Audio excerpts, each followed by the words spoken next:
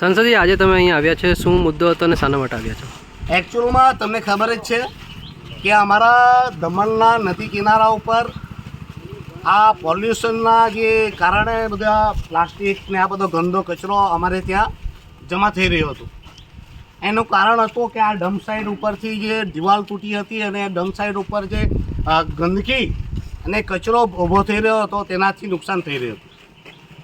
એટલે અમે આજે તે દિવસે અમે આવ્યા હતા, અમે ત્યાં વિઝિટ કરી હતી અને વિઝિટમાં જોયું હતું તો ખૂબ જ ગંદી સ્થિતિમાં હતું.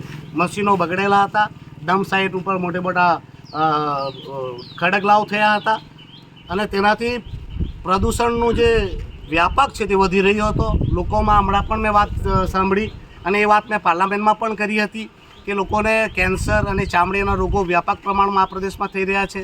ભૂજળ બગડી રહ્યું છે.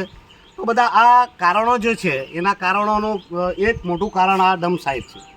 જેથી આજે અમે નક્કી કર્યું હતું કે આજે પોલ્યુશન વિભાગના એજી પટેલ અને કલેક્ટર અને દમણ કલેક્ટરને બી મેં મળવા માટે કીધું હતું.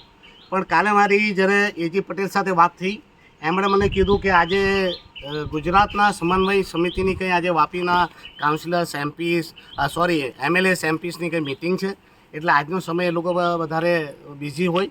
એમ કીધું છે કે સાહેબ આ પછીની આપણે તારીખ તમે આપો, તે તારીખે આપણે સંયુક્ત વિઝિટ કરશું.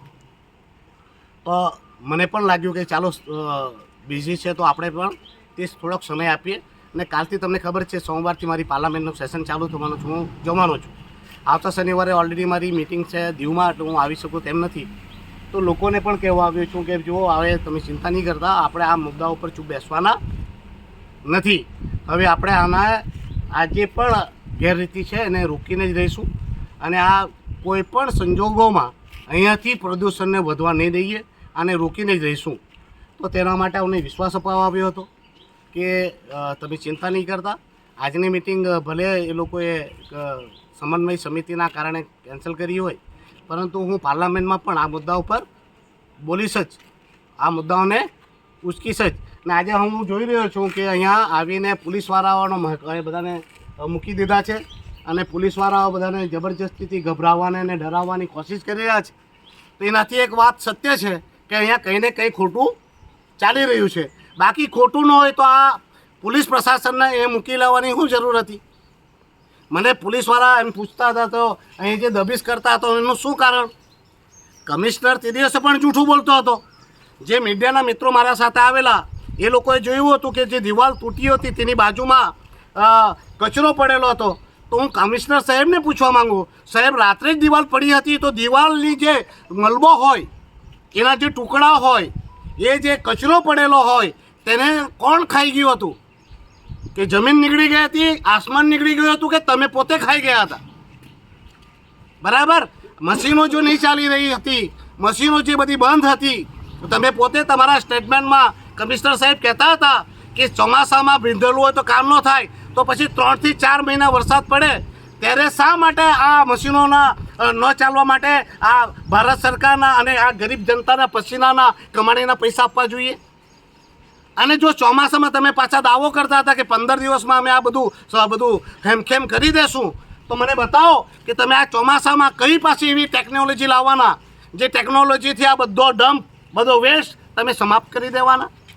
સાહેબ પાછા એમ કહેતા હતા કે અમારી સાઈડ ઉપર દિવાલ તૂટી હતી. તો સાહેબ હું તમને પૂછવા માંગુ, એ સાઈડ તમારા બાજુ તૂટી, પણ જે પાણી જે ગયું એ કચરાઓને ગંદને લઈને, તે શું તમારા નગરપાલિકામાં તમારા ઘર બાજુ ગયું હતું કે પછી આ દરિયામાં ગયું હતું?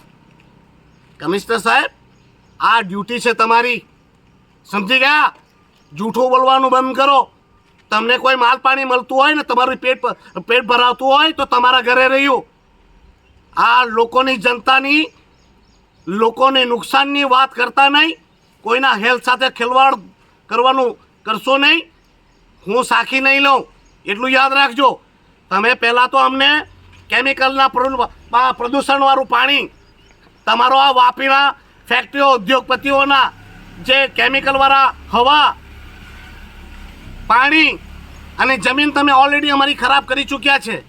હવે બાકી બચેલું એ તમે ડમ્પ સાઇડ ઉપર તમારી બધાની મિલીભગતથી જે ષડયંત્ર ચલાવીને અમને લોકોને બરબાદ કરવાની કોશિશ કરી રહ્યા છે બંધ કરી દેજો. સમજી ગયા? આજે ભલે તમે બહાનું આપી દીધું હોય સમન્વય સમિતિનું, પણ ઉમેશ પટેલ ચૂપ બેસવાનો નથી ને આવી પોલીસનેથી મને ડરાવવાની કોશિશ નહીં કરતા. મારા દમણમાં જઈને જોઈ લેજો, એવા તો 80 થી 85 કેસ ઉમેશ પટેલ પર રજીસ્ટર છે ને હું કોઈ પોલીસથી ડરતો નથી. સમજી ગયા? હું સચ્ચાઈ માટે લડતો આવ્યો છું ને લડતો રહીશ. તમારી પોલીસ જેમ કેટલી હોશિયાર છે ને કેટલી કાબિલ છે એ મારી ચેકપોસ્ટ પરથી આવતો દારૂ બતાવે છે. સમજી ગયા? ને જે દિવસે હું ઉઠી પડ્યો ને અને જે દિવસે આ ચેકપોસ્ટ પર બેસી ગયો તે દિવસે ખબર પડશે કે કોણ સાચું અને કોણ ઈમાનદાર છે. બાકી ફરીથી કહું છું, આ પ્રદૂષણ તાત્કાલિકપણે બંધ કરી દેજો, તમારી મિલી ભગત બંધ કરી દેજો અને તમારી તિજોરી ભરવાના કારણે લોકોના સ્વાસ્થ્ય સાથે ખેલવાડ કરી દેજો. નમસ્કાર મિત્રો, હું નીરવ ભટ્ટ. જનમંચ ન્યૂઝ ચેનલને આર્થિક મદદ થાય તે માટે હવે સબસ્ક્રાઇબની સાથે સાથે તેની જ બાજુમાં જોઈન બટન આવ્યું છે. તો દર્શક મિત્રોને અપીલ કરવામાં આવે છે અને વિનંતી કરવામાં આવે છે કે જોઈન બટન દબાવી તેમાં 4 ઓપ્શન છે. 4 ઓપ્શન તમે માસિક આર્થિક મદદ જનમંચને આપી શકો છો. તમે જનમંચ ન્યૂઝ ચેનલના મેમ્બરશીપ લઈને આર્થિક મદદ મળે તો જનમંચના હાથ મજબૂત થઈ શકે અને અમે પણ આ રીતે અવિરત સમાચાર આપી શકીએ. ધન્યવાદ. દમણની જનતા માટે ખુશખબર. ઈ નેસરવાનજી એન્ડ કંપની પેટ્રોલ પંપની બીજી શાખા બામણપૂજા ચેકપોસ્ટ પાસે એટલે કે બામણપૂજા કોસ્ટલ હાઈવે 4 રસ્તા પર આવેલા ઘડિયાળ નજીક મોટી દમણ ખાતે શરૂ થઈ ચૂકી છે. હવે આપને સીએનજી ભરાવવા માટે દમણ છોડી અન્ય રાજ્યમાં જવાની જરૂર પડશે નહીં. નાની દમણ ખાતે આવેલા E Nesarwanji and company petrol pump આપના માટે લાવ્યા છે સીએનજી પંપની સુવિધા.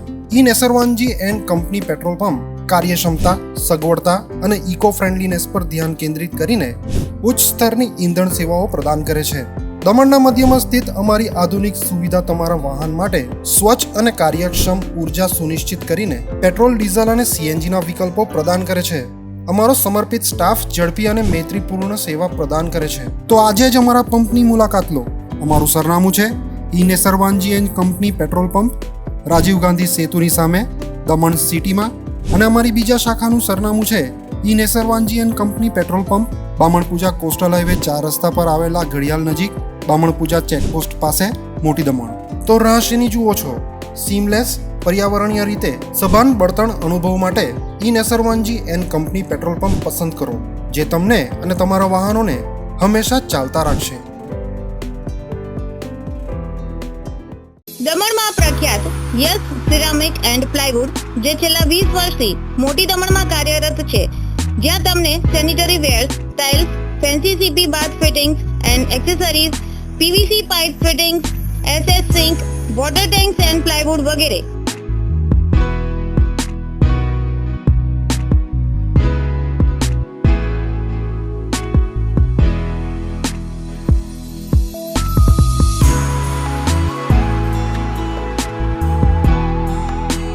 ગંગા કંપનીની ડીલરશીપ મેળવી છે, જેથી વાપી સુધી જવાની જરૂર નથી. તમામ આઇટમ્સ વ્યાજબી ભાવે દમણમાં જ મળી રહેશે. પ્લમ્બિંગ માટે કામદાર ઉપલબ્ધ. સરનામું 7335 main road opposite Raj hardware and electrical, મોટી દમણ. Mobile number 9898217712 and 7016373483.